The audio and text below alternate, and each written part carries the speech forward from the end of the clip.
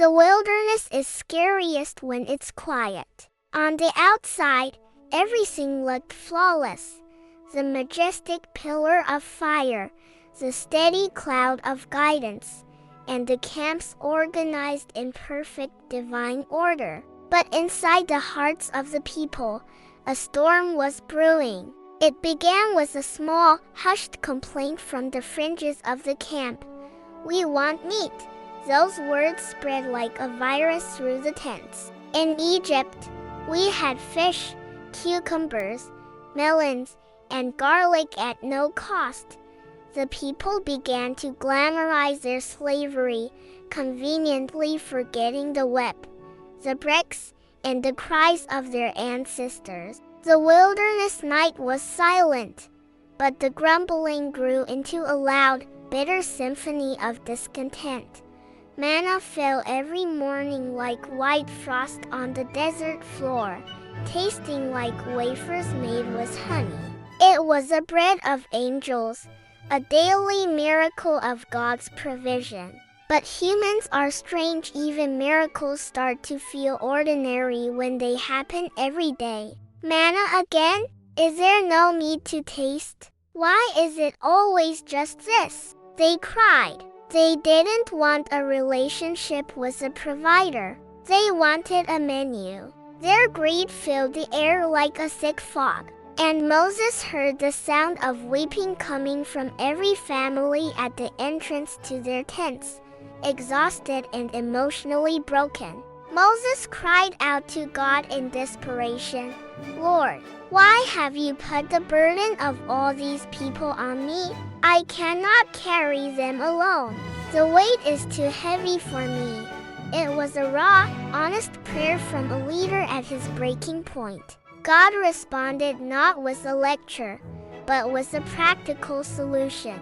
He appointed 70 elders to share the burden, pouring his spirit upon them so they could lead alongside Moses. God was teaching them that true leadership is not about surviving alone. It's about a community moving together in one spirit. But the craving for meat persisted, and God's judgment arrived in a way they didn't expect. He sent a powerful wind that drove quail in from the sea, covering the ground for miles around the camp. The people stayed up for 36 hours, driven by pure, unadulterated greed. "More! Gather more before it's gone!" they shouted. But the Bible tells us a haunting truth.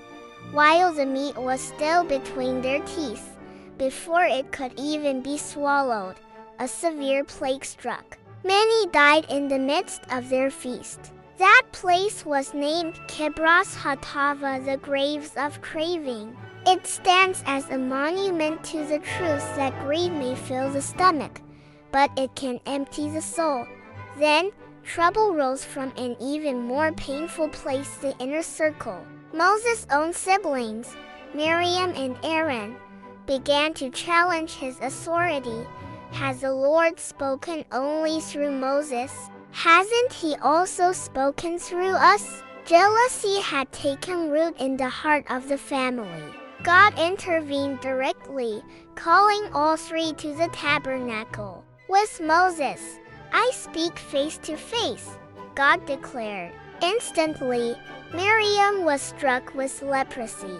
Despite her betrayal, Moses, the most humble man on earth, did not gloat. Instead, he cried out to God for her healing.